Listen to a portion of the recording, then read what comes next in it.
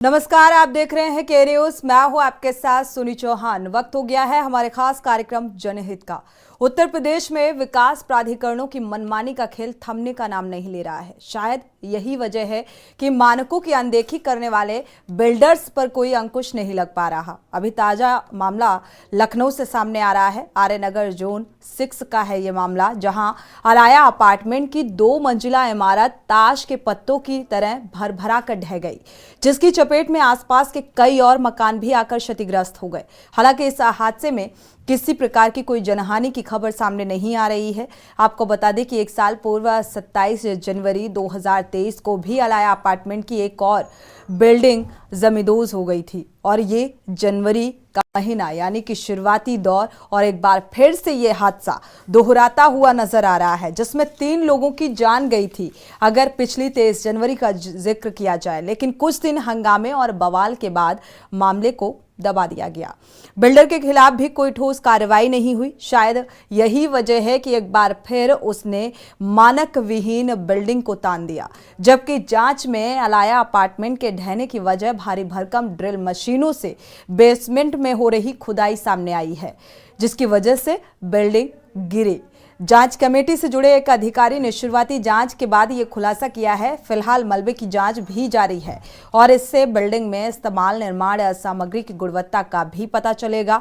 अब सवाल ये उठता है कि कैसे बिना साठगांठ किए बिल्डर्स ऐसे बिल्डिंगों को तान सकते हैं, जबकि प्राधिकरण के एई और जेई की नज़र क्षेत्र में हो रहे नए निर्माणों पर हमेशा रहती है, और ऐसे में तो बिल्डर्स से ज़्यादा दोषी तो जिम्मेदार हैं। अगर उन पर कार्रवाई हो तो शायद ऐसे बिल्डर्स पर अंकुश लग सकता है। इस हादसे से अंदाज़ा लगाया जा सकता है कि अगर बिल्डिंग में परिवार रह रहे होते तो ये हादसा कितने बड़े हादसे में तब्दील हो सकता था। ऐसे हादसे अक्सर सरकार की कार्यशैली पर सीधे सवाल खड़ा करते हैं। इसको लेकर खासकर अगर सरकार का जिक्र करें तो सरकार को खास कदम उठाने ही होंगे, और पहले ही हादसे से सबक लेना चाहिए और सख्ती बरतनी चाहिए, ताकि ऐसे हादसे दोहराए ना। और इस हादसे के बाद आपको बता दें कि कई जो रह रहे थे, जिन्हें खाली कराया गया इस बिल्डिंग से, उनका सामान दब गया, जिसको लेकर नाराजगी भी लोगों ने जताई है।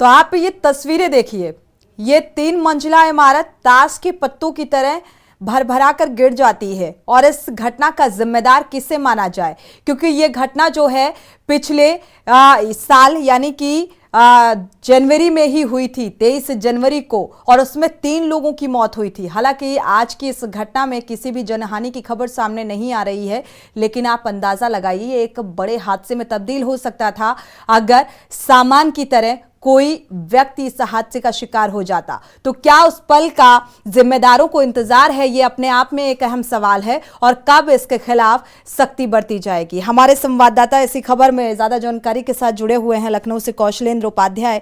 कौशलेंद्र, क्या अपडेट इस मामले को लेकर?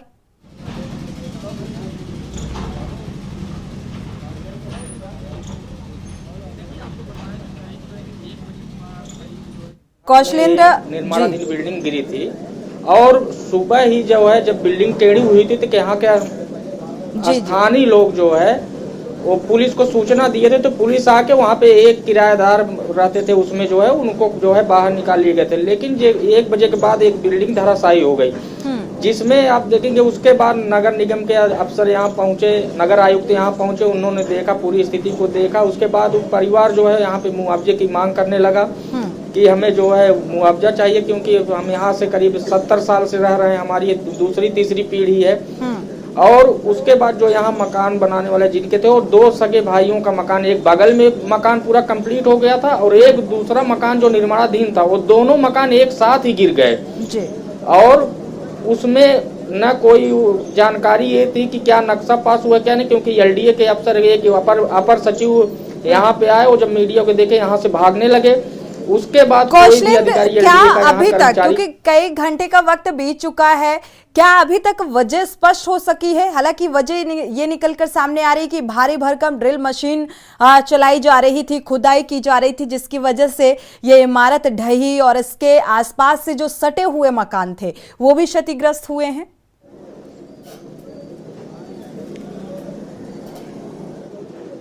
जी बिल्कुल, देखिए ये जो इसका बेसमेंट था करीब 15-20 दिन पहले खोदा जा रहा था। लोगों ने विरोध किया था कि या तो खोदिए, इसका निर्माण करवा लीजिए, लेकिन काम रुक गया था जी। उसके बाद क्या हुआ कि जब निर्माणाधीन मकान में अगर बेसमेंट जैसे खोद दिया, पिलर कमजोर थे, तो अचानक से जो है जैसे होता है कि अब जहां भी पानी का दबाव या जैसे भी रहा हो, वो बिल्डिंग हाँ सुबह ही कल बता रहे थे शाम को ही थोड़ा सा मलबा उलबा कहीं गिरा था जो है, तो लोगों को शक हो गया था कि मतलब कुछ हादसा होने, लेकिन लोग ये समझे हो सकता है कोई आदमी हो, मलबा गिरा हो, लेकिन अचानक से आज जब गैप उस बिल्डिंग में हुआ उसके बाद लोगों ने देखा तो तुरंत पुलिस को बुलाया, पुलिस ने उस मकान को खाली करवा लिया। अगर पुलिस यहाँ मौके पर न पहुंच के मकान खाली करवा लेती तो वो परिवार पूरी तरह से जो है आज जरूर जान हानि की जो है वो शिकार हो जाते हैं। लेकिन जो बेसमेंट की खुदाई चल रही थी उसको फिर रोक दिया गया था, उसमें कोई काम भी नहीं किया गया था, क्योंकि अगर कोई ये जो इलाका है आर्य नगर का, ये बेसमेंट इस पास इलाके में जो है अगर आपको बेसमेंट का काम करो तो उसके लिए नक्शा पास करो, यहाँ कोई ऐसी जानकारी नहीं थी, क्योंकि अगर ऐसी कोई जानकारी होती तो LDA के लोग जरूर आके सफाई देते, लेकिन उस मकान का, और 3 मंजिला मकान किस तरह से बड़ा, 3 स्लैब पड़ी, वो किस तरह से हुआ, ये LDA के अफसर अभी तक कोई भी जो है मतलब कोई भी जवाब देने के लिए तैयार नहीं हुए हैं। तो इसका जिम्मेदार किसे माना जाए? LDA के जो अधिकारी हैं वो अभी इस हादसे को लेकर उनकी कोई जवाबदेही सामने नहीं आ रही है। अगर इस हादसे में, क्योंकि देखा आपने नगर आयुक्त से भी बात की, बातचीत के दौरान क्या कुछ निकलकर कौशलेंद्र सामने आया, क्योंकि जो परिवार यहाँ पर रह रहे थे उनका काफी हद तक जो सामान है कहा जा रहा है इस इमारत में दब गया, रेस्क्यू किया गया, क्या उस सामान को निकाल लिया गया अब तक? कौशलेंद्र, देखिए क्योंकि ये पूरी सरासर यहाँ पर जो गलती है वो पूरी LDA, क्योंकि LDA की निगरानी में अगर कार्य हो रहा है तो LDA के अफसरों को चाहिए कहाँ कहाँ कितना काम हुआ है। बिल्कुल। पहली बात तो 3 मंजिला इमारत बनी कैसे, ये सबसे बड़ा सवाल है। उसके बाद जो है बेसमेंट की खुदाई जो हुई थी आखिर में कैसे हुई थी इसकी भी कोई जानकारी नहीं है। और जो परिवार बगल के मकान में जो रह रहा था, अगर वो उसका परिवार का जैसे पुलिस आई मकान खाली करवा लिया, अगर खाली न करवाई तो आज बड़ा हादसा हो सकता था उस परिवार के साथ जो है, और उसके सभी सामान जो है वो टूट गए हैं, वो सब अंदर दब गए हैं। आप अभी देख लीजिए नगर निगम सिर्फ मलबा हटाने का काम कर रहा है, आप देख सकते हैं कि यहाँ पे दो JCB, एक उस तरफ लगी हुई है, एक इस तरफ लगी है, उस मलबे को जो है काम हटाने का काम किया जा रहा है। और अगर आप यहाँ देखेंगे तो ये जो रोड है बहुत ही चौड़ी रोड भी, मतलब ऐसी नहीं पर्याप्त नाली में, तो भी गाड़ी आने जाने के लिए एक पर्याप्त साधन है जिससे। और नगर निगम के जो अफसर हैं, जो नगर आयुक्त जैसे बताया कि हमारे अंडर में कंस्ट्रक्शन का कोई काम यहाँ पे नहीं हुआ है, क्योंकि नगर निगम का सिर्फ एक काम है उनकी जो सड़कें हैं, जो नालियां हैं, उनको जो है वो पूरा देखते हैं। अगर उनका रास्ता अगर रूट अगर बाधित होगा तो आप देखेंगे कि उनको आना ही पड़ेगा, तो उनका काम इसीलिए तो कम से कम आके यहाँ पे जो रोड जाम हुआ है, पूरा रोड जो मलबा पूरे रोड पे आ गया है, उसको खाली करवा के कम से कम यहाँ पे आवागमन शुरू हो जाए, जो गलियों में नालियों में जो मलबे गए हैं कम से कम वो साफ हो जाए। और जो क्षतिग्रस्त हुआ है, जो चीजें नगर निगम के अंदर जैसे स्ट्रीट लाइट है, तमाम ऐसी चीजें हैं, वो सब चीजों को जो है मतलब देखते हुए नगर निगम यहाँ अपने करवाई। और जो परिवार रह रहा था उस परिवार को नगर आयुक्त ने महोदय ने बताया कि हम उस परिवार को LDA दफ्तर भेज दिए हैं, वहां जाके बात करेंगे। उसके लिए मकान की कोई व्यवस्था, बिजनौर में कौन एक LDA का मकान है वो जो है वहां पे देखने के लिए भेजा गया, वहां पे जाके देखेंगे, अगर वहां रहना हो तो परिवार को वहीं शिफ्ट कर दिया जाएगा। चलिए बेहतर है, लेकिन क्या वो मानक विहीन नहीं होगी बिल्डिंग? क्या वो मकान मानक विहीन नहीं होगा? और सबसे अहम सवाल ये कि इसमें जो सटे हुए मकान थे कौशलेंद्र, वो भी क्षतिग्रस्त हुए हैं। लगभग कितने मकान हैं जो क्षतिग्रस्त हुए हैं? क्या उनकी भरपाई कैसे की जाएगी? क्या उन्होंने मुआवजे की मांग की? उसके लिए कोई आश्वासन मिला जिम्मेदारों की तरफ से?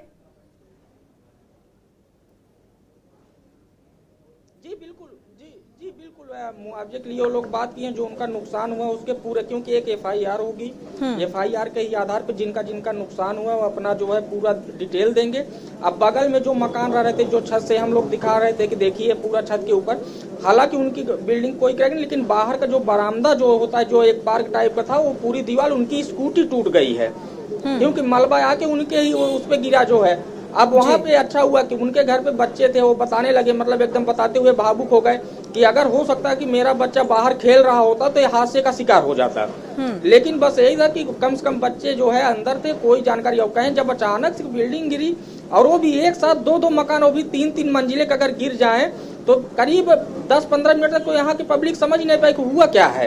इतना धूल का गुबार जो उड़ा, उसके बाद आवाज हुई, बिजली के जो तार थे वो सब खंबे पे जब आके मलबा गिरा, पिलर आके गिरे हैं, पूरे तार चटचटा के जो टूटे हैं।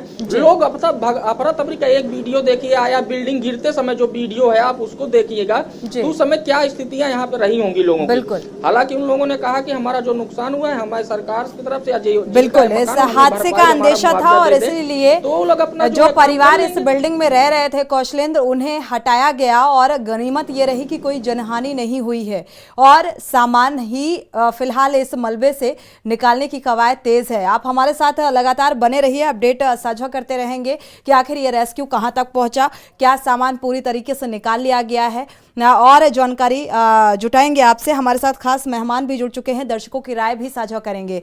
दर्शकों की राय भी इस मामले को लेकर बेहद अहम हो जाती है। आपका परिचय करा देते हैं, अवधेश यादव हैं, सपा प्रवक्ता। स्वागत है आपका इस चर्चा में शामिल होने के लिए। एक्स इंजीनियर जुड़े हुए हैं, RP शुक्ला जी, आपका भी बहुत बहुत स्वागत है इस चर्चा में शामिल होने के लिए। राजेश द्विवेदी हैं, BJP नेता, आपका भी बहुत बहुत स्वागत है इस चर्चा में शामिल होने के लिए। लगातार ये हादसे, सबसे पहले तो थोड़ा सा वजह जानने की कोशिश करते हैं। RP शुक्ला का रुख कर लेते हैं, शुरुआत आपसे कर लेते हैं। जब इस तरीके की बिल्डिंग गिरती है तो क्या वजह होती है, किसको जिम्मेदार माना जाए, किस खामी के चलते? क्योंकि जाहिर सी बात है मानक विहीन बिल्डिंग है, मानकों का ध्यान नहीं रखा गया, इसी वजह से ये घटनाक्रम सामने आया। लेकिन ये घटनाक्रम बहुत बड़े घटनाक्रम में तब्दील हो सकता था। और आपको याद होगा कि 23 जनवरी 2023 को भी शुरुआती दौर में ही ये घटनाक्रम ऐसा ही सामने आया था। ये बिल्डिंग गिरी थी, और ये जो बिल्डर है यही बिल्डर थे, और अब इसका जिम्मेदार किसे माना जाए? उसमें 3 लोगों की मौत भी हुई थी, और आज फिर से ये घटनाक्रम दोहराता हुआ नजर आ रहा है। क्या कहेंगे?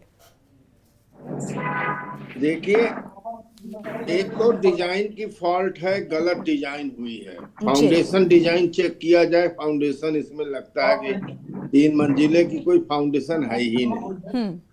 दूसरा मटेरियल भी फॉल्ट लग रहा है।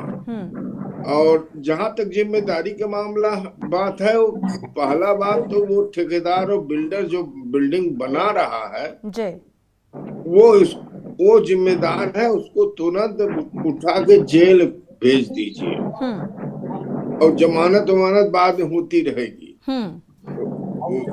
वो उसने नेशनल संपत्ति, चूना गारा ईटा सीमेंट, इनका तो नुकसान किए ठेकेदार और बिल्डर ने।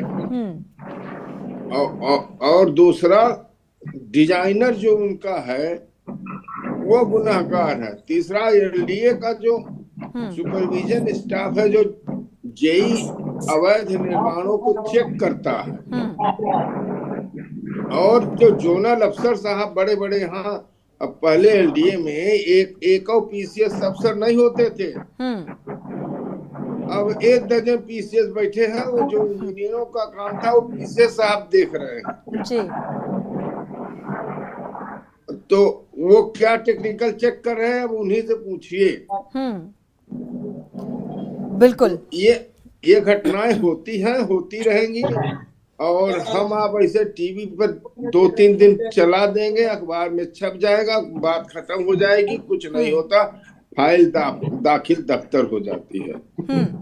और योगी जी की सरकार में यह आश्चर्य हो रहा है कि ऐसी तभी तो इस मुद्दे को घटनाएं उठाया ये लोग गया भी है, राजधानी तभी में कर आरपी रहे जी हैं। इस मुद्दे को इसीलिए उठाया गया है क्योंकि योगी जी की सरकार है, सत्ताधारी दल बड़ा बड़ा बोर्ड लगाते हैं ऐसे बिल्डिंगों में, तो क्या उनको नहीं कदम उठाने चाहिए, सख्ती नहीं बरतनी चाहिए ताकि ये हादसे ना दोहराएं? ये एक बड़ा सवाल सरकार से भी है कि आखिर कब वो कदम उठाए जाएंगे ताकि मानक विहीन नहीं, मानक लेस ये बिल्डिंग निर्माण हो और ऐसी जनहानि या इस तरीके की कोई घटनाक्रम सामने ना आए जैसा कि ये हादसा सामने आ रहा है। अगर किसी व्यक्ति की इस हादसे में जान चली जाती तो ये अपने आप में एक बड़ा हादसा हो जाता। बड़ा हादसा इसलिए नहीं कहेंगे कि गनीमत ये रही कि समय रहते उन परिवारों को बाहर निकाल दिया गया, सुरक्षित हैं, लेकिन नाराजगी है इस हादसे से क्योंकि उनका एक बड़ा नुकसान हुआ है। किसी के पैसे, किसी के जेवर वो दब चुके हैं। हालांकि रेस्क्यू लगातार जारी है। हमारे संवाददाता भी घटनास्थल से जुड़े हुए हैं जो ग्राउंड जीरो से रिपोर्ट साझा कर रहे हैं। हमारे साथ अवधेश यादव भी जुड़े हुए हैं। अवधेश जी, ये घटनाक्रम किसको जिम्मेदार बता रहा है?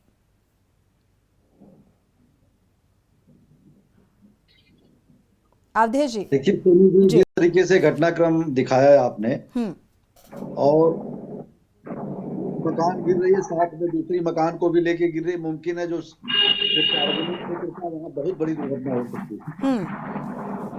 आज जो एलडीए हो या कोई जो विकास प्राधिकरण है जी, इनके अंदर जो कर्मचारी हैं, जो अधिकारी हैं, जब ये लोग भवन का या तो नक्शा पास करते हैं या हमेशा ये लोग सुपरविजन करते रहते हैं। ये लोग कौन सा सुपरविजन कर रहे हैं? ये तो एक वानगी है, हर शहर की एक कहानी है कि नाले खुद रहे हैं, कहीं कुछ खुद रहा है, कभी कुछ बन रहा है, दूसरे दिन उसकी खुदाई शुरू हो जा रही है। इसलिए मैं इतना कहना चाहता हूँ कि जो एनडीए के अधिकारी हैं नंबर 1 पे जिम्मेदार है, क्योंकि देखिए सरकार, मैं बार बार एक ही चीज कहता हूँ, सरकार का नियंत्रण अपने अधिकारियों से खो गया है। सरकार के नियंत्रण में इनके अधिकारी नहीं है और वो अपनी मनमर्जी करते हैं, जहां उनको कुछ मिला अपने हिसाब से वो नक्शा पास कर देते हैं। बताइए, इतना बड़ा हादसा इतने भीड़ भाड़ के क्षेत्र में हुआ है, लोग कह रहे हैं वहां पर खुदाई हो रही थी, और बताइए बहुत बड़ी दुर्घटना कहा जाएगा टली है।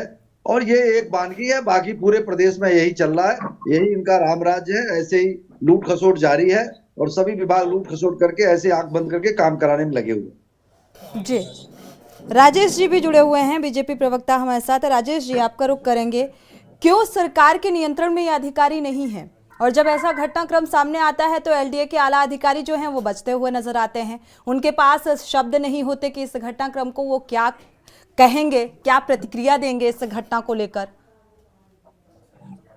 डिबेट में जुड़े हुए सभी परिवार को मैं प्रणाम करता हूं और ये दुखद घटना है।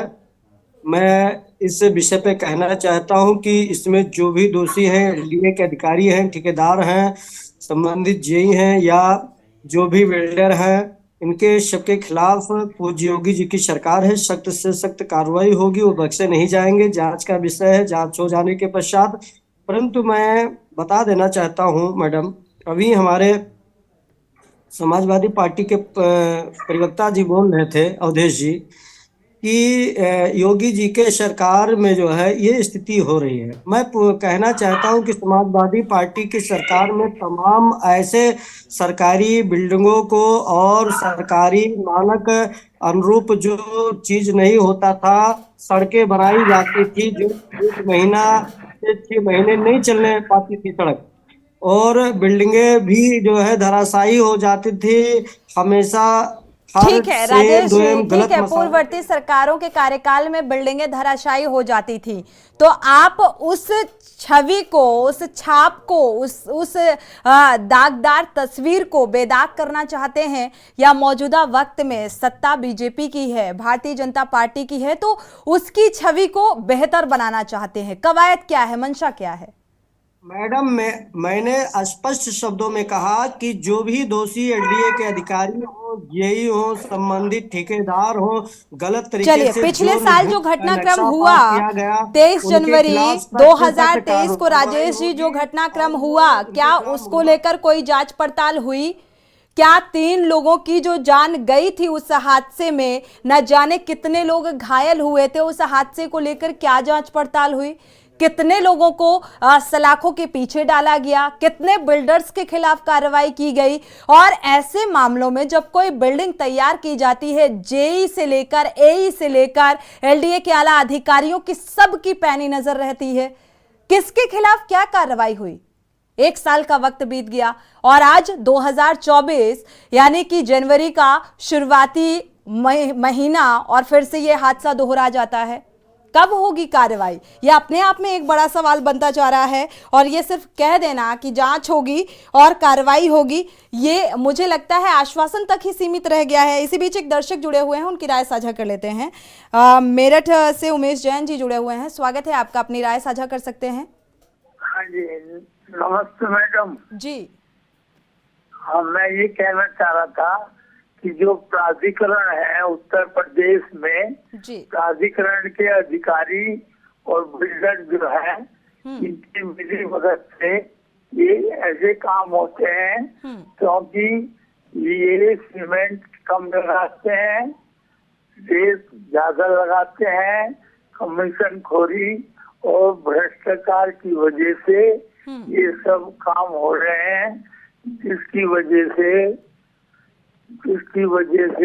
ये बिल्डिंगें गिर रही हैं और इन पर किसी प्रकार की कोई कार्रवाई नहीं होती। बिल्कुल। इन अधिकारियों को पर जांच का शुक्रिया उमेश जी, शुक्रिया है। हमारे साथ जुड़ने के लिए और अपनी राय साझा करने के लिए। वाकई देखा जाए तो प्राधिकरण और जो बिल्डर्स हैं उनकी मिलीभगत है, जिसका ये नतीजा जो है सामने आ रहा है, जिसको लेकर हम चर्चा कर रहे हैं। और दर्शकों की राय बेहद महत्वपूर्ण हो जाती है ऐसे हादसों को लेकर, ऐसे घटनाक्रम को लेकर, कि आखिर कब तक लोग जान हथेली में रखकर ऐसे बिल्डिंग्स में रहने को मजबूर होते रहेंगे और आखिर कब जिम्मेदार जागेंगे। जी राजेश जी, इसी बीच एक दर्शक और जुड़ चुके हैं, गिरीश शुक्ला जी, स्वागत है आपका, अपनी राय साझा कर सकते हैं। हम ये बताना चाहते हैं कि मोदी सरकार को ये समझना चाहिए कि कितना निर्माण कार्य एक साथ देश में हो सकता है और उसका सुपरविजन करने के लिए उनके डिपार्टमेंटों में कितने स्टाफ उन्होंने लगा रखे हैं। क्या कोई एक मनुष्य पूरे शहर का अवलोकन कर सकता है? या इतने इतने बड़े क्षेत्र जहाँ हजारों लाखों मकान बन रहे हैं, कोई भी व्यक्ति उसका सुपरविजन नहीं कर सकता है। ये जो मनमाने तरीके से विकास की अंधी दौड़ बता करके इस देश में जो कार्य कराया जा रहा है कमीशन खोरी के लिए, और जितने भी काम ठेके पे जितनी बिल्डिंगें बन रही हैं सिविल में, चाहे वो प्राइवेट किसी घर हो चाहे कुछ भी हो, जो ठेके पे बन रही है उसमें कमीशन खोरी मटेरियल में बहुत होती है और हर चीज में होती है, चोरी चमारी सब होती है। मालिक के पास इतना ही नहीं कि वो मकान बेच सके अपना। सरकार की जो व्यवस्थाएं हैं सरकार को नियंत्रण में लानी चाहिए। सीमेंट का उत्पादन कितना है? बिल्कुल, अब वक्त आ गया है कि सरकार को भी सख्ती और कड़े कदम उठाने चाहिए। शुक्रिया हमारे साथ जुड़ने के लिए और ये राय साझा करने के लिए। जाहिर सी बात है, विकास की अंधी दौड़, ये लाइन बहुत समझने की जरूरत है। हमारे संवाददाता भी जुड़े हुए हैं, इसी बीच एक दर्शक सुरेश अवस्थी जुड़े हुए हैं, स्वागत है आपका, अपनी राय साझा कर सकते हैं सुरेश जी। सुरेश जी, अगर आप सुन पा रहे हैं तो अपनी राय साझा कर सकते हैं। चलिए दोबारा से अगर जुड़ते हैं तो जरूर राय साझा करेंगे। हमारे साथ कांग्रेस प्रवक्ता भी जुड़ चुके हैं, मोहित दीक्षित जी, स्वागत है आपका इस चर्चा में शामिल होने के लिए। साथ ही अपडेट साझा कर लेते हैं, कौशलेंद्र उपाध्याय जुड़े हुए हैं घटनास्थल से। कौशलेंद्र, रेस्क्यू अभी तक कहां तक पहुंचा, क्या अपडेट?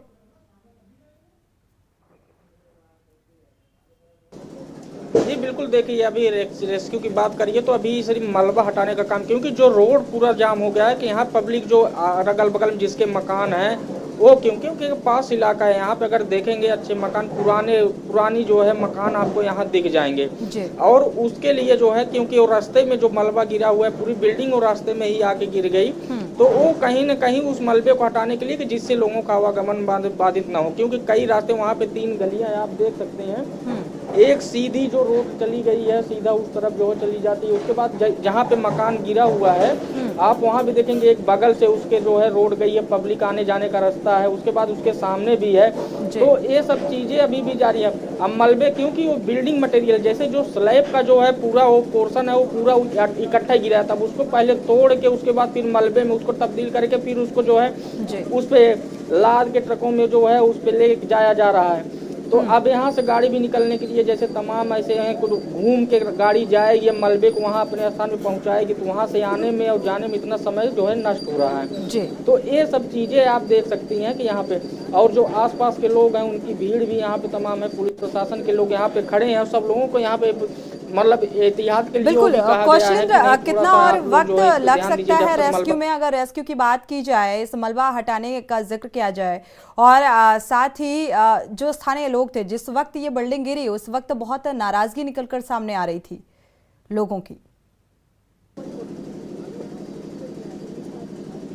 जी बिल्कुल, देखिए अगर करीब देखा जाए अभी जिस तरह से मलबा भी हटाने का, कम से कम अभी यहाँ करीब 12 बजे रात तक वो मलबा जब हटेगा तब जाके रोड शुरू हो पाएगी, क्योंकि उस मलबे को तोड़ना, उस स्लैब पूरा आके एकदम रोड पे आके गिरा हुआ है। अब वो 12 बजे रात से पहले तो यहाँ तो आवागमन शुरू नहीं होगा। और जो स्थानीय लोग हैं, जैसे कई लोग हैं बाहर कहीं मार्केट में गए, कोई नौकरी करने के लिए गए हैं, कहीं बाहर हैं, तो अगर वो अब लौट रहे हैं, उनका लौटने के समय तो देख रहे हैं तो अचंभित हो जा रहे हैं, या उनको फ़ोन के माध्यम से, जैसे कई लोगों को सूचना, जो आसपास के मकानों में लोग थे, अभी बगल में जो पड़ोसी थे उन्होंने जो कहा कि हम तो गए थे अपने दुकान पे बैठे थे, अचानक से मुझे फोन आया, हम तो ये डर गए कि हमारा पूरा परिवार का क्या हाल हुआ होगा, अगर बिल्डिंग कहीं हमारे मकान पे गिर जाती तो हमारा पूरा परिवार ही जो है न रहता इस दुनिया में। आज हम उस चीज देख रहे हैं। लेकिन इस बिल्डिंग को दिखने के 15 दिन पहले जो मना किया गया था कि अगर बेसमेंट खुदवाया गया, क्यों खुदवाया जा रहा है, अगर बिल्डिंग गिरेगी यहाँ पे, जब तक तमाम खामियों की अगर बात करेंगे तो उसमें ऐसा नहीं कि एलडी के अफसर जो यहाँ जोनल अफसर है उनकी जिम्मेदारी अगर बनती है कि अगर उनके इलाके में कहीं निर्माण कार्य हो रहा है, क्या वो नक्शा पास है या अवैध तरीके से हो रहा है या अवैध तरीके से हो रहा है, उसकी जिम्मेदारी होती है, उसकी निगरानी की टीम होती है। लेकिन जब कोई यहाँ देखने नहीं आएगा और लोग दबी जुबान में कोई और चीज भी बता रहे हैं, बिल्कुल उनका जिम्मेदारी लेने को ये जिम्मेदार तैयार नहीं है। कौशलेंद्र, खबर पर नजर बनाए रखिएगा, जिम्मेदारों से बात करने की भी कोशिश कीजिएगा। शुक्रिया इस तमाम जानकारी को साझा करने के लिए। हमारे साथ मोहित दीक्षित, कांग्रेस से प्रवक्ता भी जुड़ चुके हैं, प्रतिक्रिया ले लेते हैं। मोहित दीक्षित, ये जो घटनाक्रम सामने आ रहा है, ये जो बिल्डिंग धराशायी हो गई, आपने देखा एक बड़ा हादसा हो सकता था, हालांकि किसी भी जनहानि की खबर नहीं है, लेकिन ये हादसा बहुत कुछ बयां कर रहा है। इस हादसे का जिम्मेदार किसे माना जाए, क्या कहेंगे? नहीं, निस्संदेह ये हादसा बहुत ही दर्दनाक है और इस तरीके के हादसे की एक बड़ी लंबी फेहरिस्त है। अगर उस फेहरिस्त को हम गिनाने बैठेंगे तो कहीं ना कहीं वो जिम्मेदार, चाहे वो प्राधिकरण के लोग हों या नगर निगम के लोग हों। आज नगर निगम में लगातार सत्ता किनकी है, आज प्रदेश में सत्ता किनकी है, प्रदेश में प्राधिकरण शायद वो विभाग है जहां पर सबसे ज्यादा भ्रष्टाचार की जो पराकाष्ठा है वो देखने को मिलती है। आज सारे मलाईदार पोस्ट मलाई दे करके उन पर नियुक्तियां होती है और उस मलाई की भरपाई किस तरीके से कमीशन खोरी और घूसखोरी से उस मलाई की भरपाई करते हैं। तो आज इन मलाईदार पदों पर बैठे हुए लोगों को ये देखने की चेष्टा करने की जगह है कि आज उनके लिए जनमानस की जान कितनी कीमती है। आज जनमानस किस तरीके से आज मृत्यु, अच्छा हुआ ईश्वर की कृपा से कोई मृत्यु, जैसे आपने बताया, अभी तक नहीं हुई है, लेकिन इनके लिए मृत्यु कतई कोई मायने नहीं रखती है। इनको केवल इनकी जेबें भरनी चाहिए। आज भ्रष्टाचार की अगर हम देखें तो पराकाष्ठा होगी अगर आप कोई भी काम लेकर के इन भ्रष्टाचार तो आप बार बार।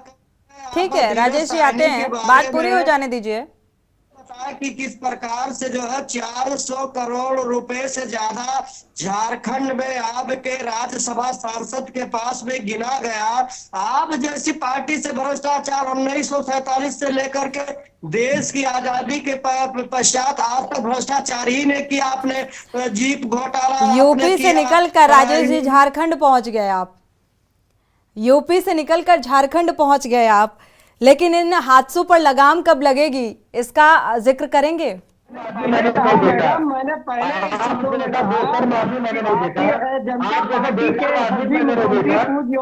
एक एक करके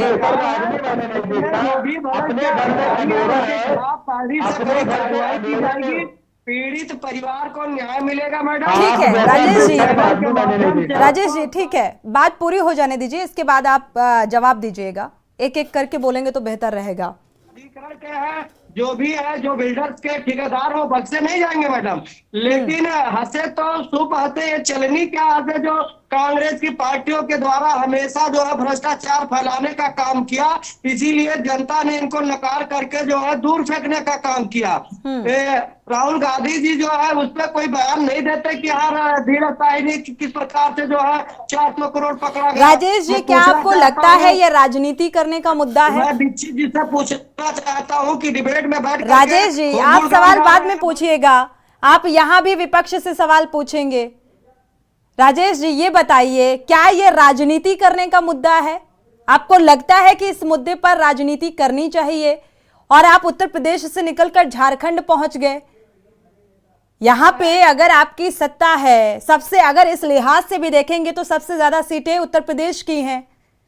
मैंने इस चीज को शब्द पहले ही कह दिया और होनी भी चाहिए, ऐसे अधिकारियों पे लगाम लगेगी।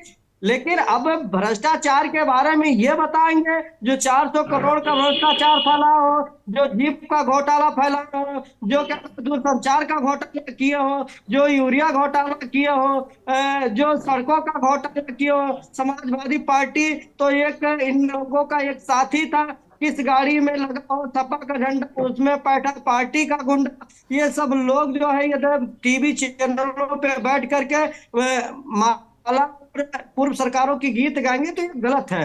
ठीक है राजेश जी, लेकिन भ्रष्टाचार के आरोप तो आप पर भी लग रहे हैं ना। और अगर भ्रष्टाचार नहीं है, अगर भ्रष्टाचार नहीं है, सुन लीजिए, अगर भ्रष्टाचार नहीं है राजेश जी, तो आखिर ये मनमानी, ये हाथ से ये बिल्डिंग ऐसे मानक विहीन तरीके से कब तक ये निर्माण होता रहेगा और कब तक ये गिरती रहेंगी? कब सख्ती बरती जाएगी? कब कार्रवाई होगी? सिंह ने चलाया, माननीय राजनाथ सिंह ने चलाया और माननीय राम प्रकाश गुप्ता जी ने चलाया। मैडम, मैं कह रहा हूँ कि कोई भी व्यक्ति जो है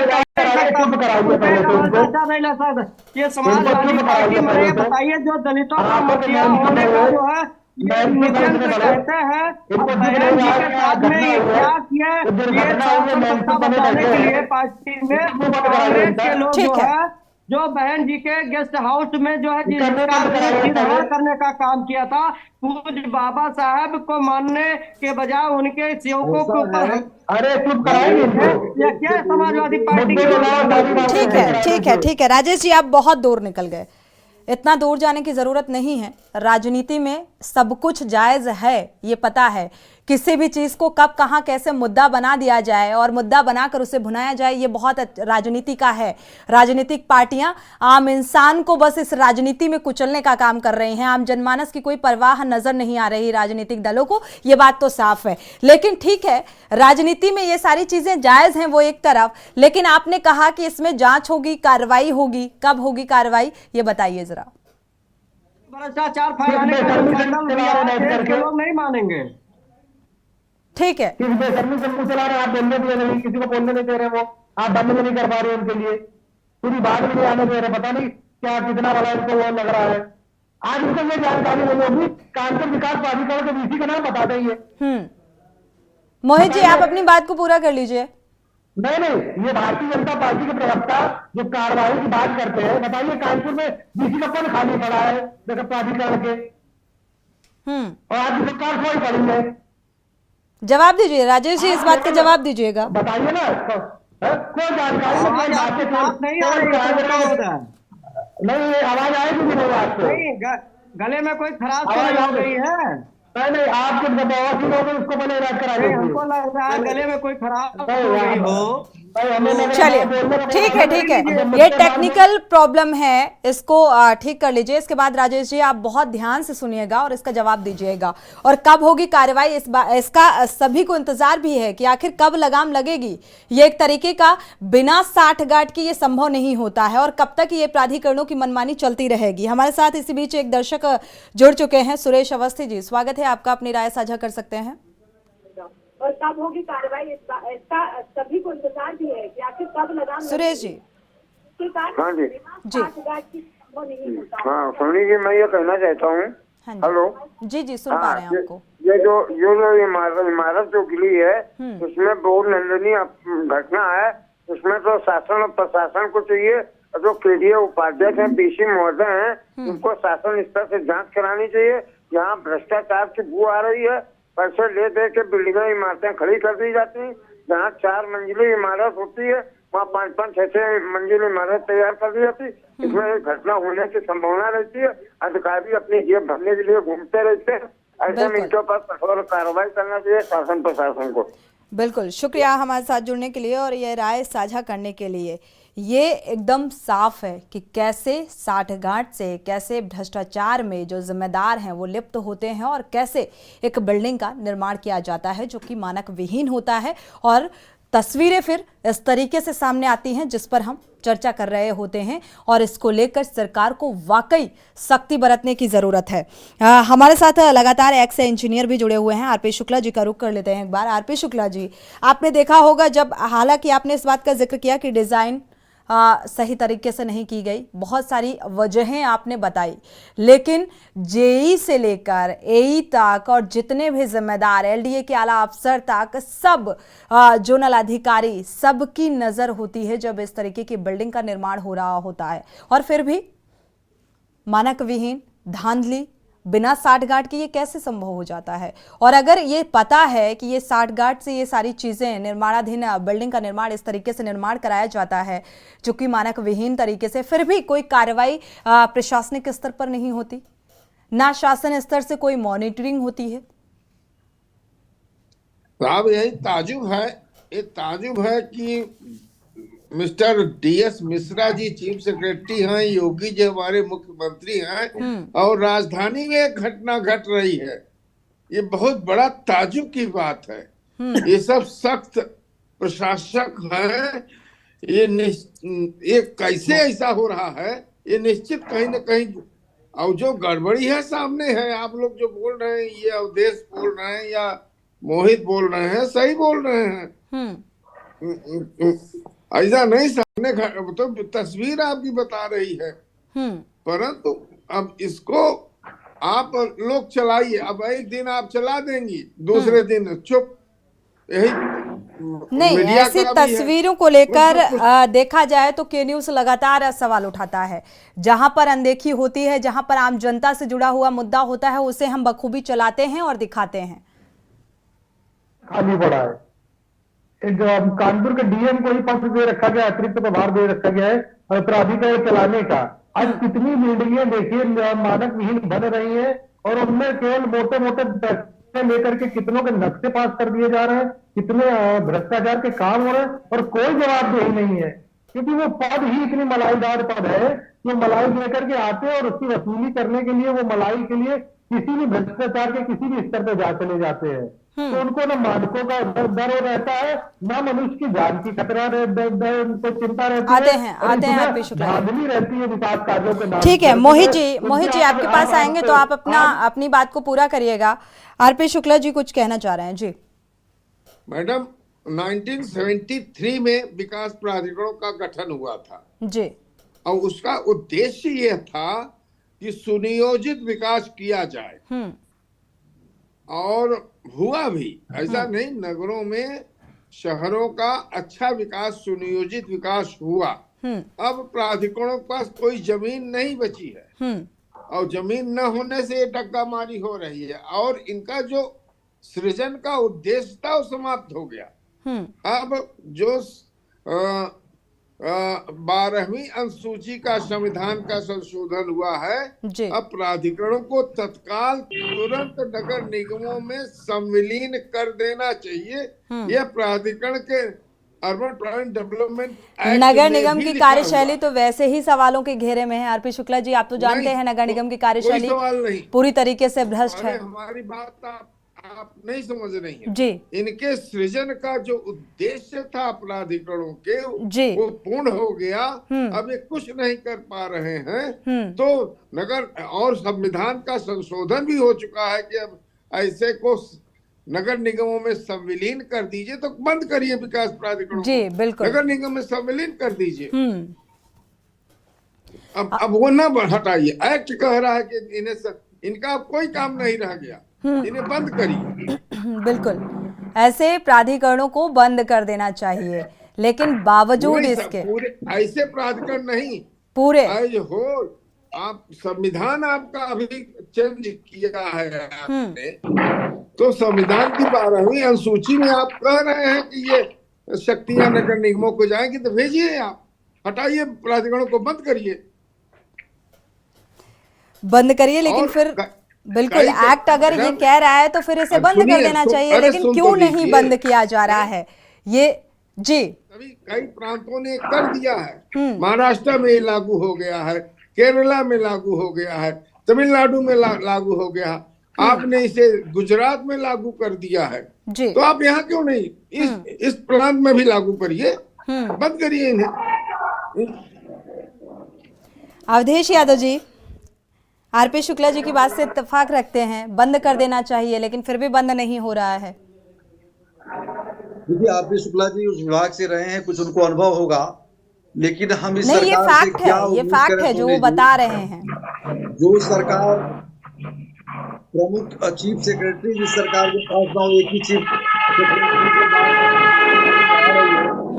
जो सरकार के पास अपना परमानेंट का डीजीपी ना हो, और जो सरकार अयोध्या जैसी जगह पर भ्रष्टाचार में, जमीन घोटाले में डूबी हो, और ऐसी सरकार हर नगर निगम की स्थिति जो शुक्ला जी ने बताई सच बात है। हम लोग प्रैक्टिकल बात बता रहे हैं, क्योंकि बहुत सी बातें नहीं बताई जा सकती टेलीविजन चैनल पर, लेकिन हालात ये है कि आप कितना भी गलत काम करवा रहे हो, उस इलाके का जेई या जो भी सुपरवाइजर आएगा उसका जेब गरम कर दीजिए, आप अपना काम कराते रहिए। कोई जिस बिल्डिंग का नक्शा 2 मंजिला 3 मंजिला पास है, वो 5-5 मंजिला बन के तैयार है। आप बताइए, कल वो दुर्घटना को दावत दे रही नहीं दे रही है? और आज इस सरकार में एक ही काम को, एक सड़क बन रही है, फिर खुद रही है, फिर बन रही है, नाला बन रहा है, मतलब कोई मानक नहीं बचा है, सब कुछ भ्रष्टाचार के भेंट चढ़ा। वो सोच रहे हैं कि चूंकि ब्यूरोक्रेसी पर इस सरकार पूरा का पूरा नियंत्रण खो चुकी है। ये मैं बार बार कहता हूँ, मैं मेरे प्रैक्टिकल अनुभव से मैं कह रहा हूँ। हम लोग समाज में रहते हैं और देख रहे हैं किस तरीके से ब्यूरोक्रेसी अपने मनमानी पर उतारू है, और जो चाह रही है कर रही है सरकार का। क्योंकि कोई जनप्रतिनिधि का कुछ चल ही नहीं रहा, कोई सुनने वाला नहीं किसी का है, तो जब जनप्रतिनिधि की बात कोई सुनने को तैयार नहीं होगा तो वो बेलगाम रहेगा मामला। वही हाल चल रहा है, बस इनका यही राम राज्य है, जनता को झूठ बोलो, बार बार झूठ बोलो, इतना झूठ बोलो कि सब बातें सच नजर आए, यही इनकी कहानी है। उनके प्रवक्ता बैठे हो, किसी बातें सुनने को तैयार नहीं है। जब इनसे कोई बात करो, तत्काल की बात करो, तो 100 साल पहले नेहरू जी जमाने तक लोग चले जाएंगे। भाई आज जो घटना हुई उसकी बात करो ना। अभी आप तो 7 साल से सरकार में हो, आपने क्या तब्दीली किया? केंद्र में 10 साल से सरकार में हो, आपने क्या तब्दीली किया उसकी बात बताओ। उनके पास का कोई जवाब नहीं है। बिल्कुल। अवधेश जी, ब्रेक का वक्त हो रहा है, वापस लौटेंगे और फाइनल कमेंट लेंगे कि आखिर कब मानक के अनुसार काम किया जाएगा और कब सरकार का इस ओर ध्यान आकर्षित होगा। लगातार हम चर्चा कर रहे हैं क्योंकि मानक विहीन तरीके से बिल्डिंग निर्माण किया जाता है, और जब इस तरीके की हादसे की तस्वीर सामने आती है तो जो जिम्मेदार हैं उनका कोई भी रिएक्शन निकलकर सामने नहीं आता। हमारे साथ लगातार कांग्रेस प्रवक्ता और सपा प्रवक्ता जुड़े हुए हैं। मोहित दीक्षित जी का रुख कर लेते हैं। मोहित जी, फाइनल कमेंट आपका ले लेते हैं इस घटना को लेकर। क्या लगता है अब जिम्मेदारों के खिलाफ कार्रवाई होगी? देखिए, जिम्मेदारों के खिलाफ अगर कार्रवाइयां हो रही होती तो घटनाएं कतई नहीं हो रही होती। हम आप आज सुरक्षित होते। आम जनमानस जो इन मकानों को लेता है, अपने जीवन की पूंजी लगाता है, वो पैसे लगा करके रहने के लिए, जीवन यापन के लिए लेता है, वो नहीं उसको फिक्र होती, उसके जीवन की फिक्र करते हुए उनके जीवन की कोई फिक्र नहीं है जिम्मेदारों को। अगर इन जिम्मेदारों को फिक्र हो जाए, इन पे कार्रवाइयां होने लग जाए, तो हम आप आज सुरक्षित रहे, हमारा जनमानस सुरक्षित होकर इन मकानों की जो जर्जर होते जा रहे हैं मकान, इनकी देखभाल हो, जो नए मकान मानक विहीन बड़े बड़े पूंजीपति बिल्डर बनाते जा रहे हैं, इन पर रोक लगे, उनके ऊपर नकेल कसी जाए, जिससे हमारे जो रहने लायक जो मकान है वो मजबूत दे सके, इंफ्रास्ट्रक्चर एक मजबूत इंफ्रास्ट्रक्चर बना सके। जो बड़े बड़े पूंजीपति अपने घरों को मजबूत बनाते हैं, इन गरीबों की झोपड़ियां, इन गरीबों के आशियाने, जो आम जनमानस के आशियाने हैं, वो भी मजबूत बने, उनकी सुख सुविधाओं पर भी ध्यान दिया जाए। आज आप कई प्राधिकरणों में जाइए, मैं कानपुर प्राधिकरण की बात करता हूँ, यहाँ वाइस चांसलर के पद खाली पड़े, बड़े बड़े जिम्मेदारों के पद खाली पड़े। क्यों? क्योंकि मलाईदार पदों के लिए मलाइयों की जरूरत पड़ती है। जो ऊपर विभाग में मलाई दे करके आता है वो नीचे मलाई नीचे खाता है आकर के। तो कहीं ना कहीं हमारे हिस्से के जो जिम्मेदारी लोग हैं कि हमारे हिस्से की सुख सुविधाओं से उन मलाइयों अपने जेब भरने के काम करते हैं। तो इन बिल्कुल, शुरुआत ही यहीं से हो जाती है और जाहिर सी बात है जब शुरुआत ही ऐसी होगी, आगाज ही ऐसा होगा तो अंजाम कैसा होगा ये सभी अंदाजा लगा सकते हैं। शुक्रिया आप सभी मेहमानों का इस चर्चा में शामिल होने के लिए। समय इजाजत नहीं देता कि चर्चा को आगे बढ़ाए। आप सभी मेहमानों का बहुत बहुत शुक्रिया समय देने के लिए। लेकिन सवाल यही है कि आखिर कब कार्रवाई होगी, क्योंकि सवाल सरकार की मंशा को लेकर नहीं है, सवाल उन जिम्मेदारों की कार्यशैली को लेकर है जो अपनी जिम्मेदारी को बखूबी नहीं निभाते हैं। योजनाएं तो चला दी जाती हैं लेकिन वो योजनाएं धरातल तक पहुंचते पहुंचते पूरी तरीके से धराशायी हो जाती हैं, जैसे कि ये इमारत हुई जिसको लेकर हम चर्चा कर रहे थे। इसी के साथ जनहित में फिलहाल बस इतना ही। आगे खबरों के लिए आप देखते रहिए के न्यूज़ इंडिया।